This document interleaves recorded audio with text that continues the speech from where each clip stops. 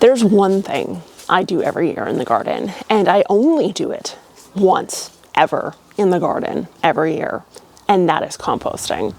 Yeah, that's right. I only add to my compost once a year, and right now is the time to do it. Now, the reason why I don't compost all year is because I don't have enough greens accumulated to even make a difference or make things hot enough, or you'll learn here in a little bit all these other factors that play in to why we need so much greens at once, all the way to the fact that my summers can be very, very dry, and then I'll have to water that compost all year, and winter time, the pile's frozen. So adding to it just means rodents, and I have no interest in those. So today's video, we're gonna look at how to do composting with one round, meaning you're only gonna add to it once, and you can add to it in one day over 1 week. It's totally up to you, but it is much quicker, much more effective, and much more likely to kill off disease, pest, weed seeds, you name it, because of the heat. So let's get into it. Okay, so number one, this time of year is the time of year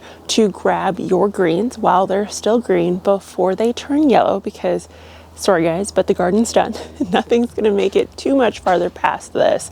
So while everything's green, toss it into your bin. And then from there, you should begin to have some leaves, or if you've collected things like electric compost byproduct, which if you did not know is considered a brown. So I use the Vigo composter with some biologically active stuff in it. I did a whole video on electric composters and whether or not they're worth your money. You can also electric compost by simply dehydrating and grinding. These fancy systems are just a one-stop shop, easy way to do it. It's completely optional. Now, I choose to do it that way because I don't like rodents, and if I put just shells or food into my compost, I get mice and lots of them. So the way I skip that is with the electric composter. So essentially all you want to do is collect enough. For every wheelbarrow of green stuff you find, you want 2 to 3 barrels of brown stuff you find. That is the math. Very easy. Some people will argue over this math. It really doesn't matter because you're going to pivot based on what your compost is doing over time, and I'll show you how to detect whether you need more greens or more browns here in a little bit. Here's a very controversial statement when it comes to composting and things you shouldn't add, and that, in my personal opinion, is diseased leaves. This is because in some cases, particularly if you're a beginner composter, it can be incredibly difficult to get things warm enough to actually kill off the bacteria, the fungal, the pest issues that you have. So unless you're very confident in your ability to get to the higher heat levels, I personally would not do it. Now, I personally have chosen to not put powdery mildew into my compost whatsoever. And some will argue that powdery mildew can be destroyed by high heats, and others will argue it can't. But regardless of that, unless every square inch of that compost is getting warm, you have chances of powdery mildew. And this is the first year in several years where I actually have next to 0 powdery mildew, and I've been practicing this for around 4 to 5 years now. So something to think about if you have a pretty major issue with powdery mildew. So keep that in mind. Now, the way to speed this up is to make sure that there is air. Now, there's various different ways you can add air. Number one would be to actually turn the pile or to mix the pile up, or you can use more of a structural way of doing it via getting a compost that has lots of aeration. So mine has a lot of slats in it, a lot of openness, rather than being enclosed in kind of a plastic rubber. Or you could go as far as to putting PVC pipe with a whole bunch of holes stuck into it with kind of a snorkel at the top, maybe a fan pushing air in, you name it. There's so many different ways you can get air into the system. There's no wrong way to get air into the system. It's literally how much effort, time, and money you want to put in is going to be the deciding factor on this, but it is very important. And the reason for this is because microbes need oxygen, particularly the microbes that help with decomposition. And if there's too much CO2 and not enough oxygen, the actual process of decomposition takes much longer, and the pile, particularly in the spaces that can't get oxygen, won't get hot enough, or they won't decompose enough to destroy the weed seeds, the pests, and the disease, which is what we really do need when we're composting in our own backyard. Now, another way to really speed up this composting process is to increase surface area. So one fantastic way to do that is by either mowing the greens over, ripping the greens up, using a leaf blower, and actually shredding the leaves into the bag. All of these things actually increase surface area. So when I say surface area, this is a leaf, and around everywhere the air can touch is surface area. Now, if I rip this leaf, this now is surface area, and this is now surface area. So you see how quickly that can increase? More surface area, more surface area. So essentially every side of a piece of green that's exposed to air is more surface area, more square footage, if you will.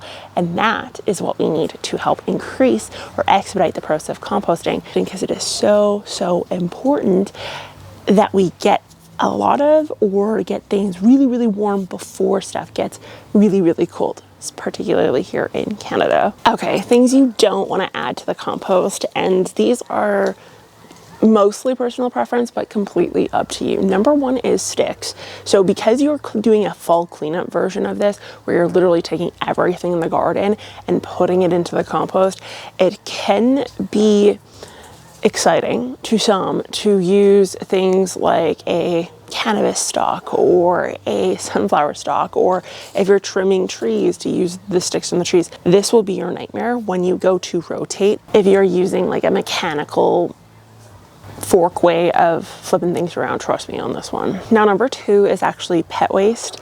You can compost pet waste. What I would encourage you to do is look up the concept of trophic levels before you decide to do this, because toxins in the form of heavy metals, antibiotics, you name it, increases as you get higher up in the trophic level. So dogs and cats are not herbivores, and so therefore their level of toxic load, if you will, tends to get a little bit higher, and that can mean into your compost, and if it is composted, it can mean into your garden. And if you watch my video on plastics and plant uptake of plastics and how it's pretty much in everything, this is just one example of why you may choose not to do this. I will say you really want to make sure things are composted before you go the feces route. Now, one thing that I am less hesitant to suggest doing is actually urine. And I did a whole video on urine and using it in your garden. You can actually check that video out, because a lot of you guys asked for it.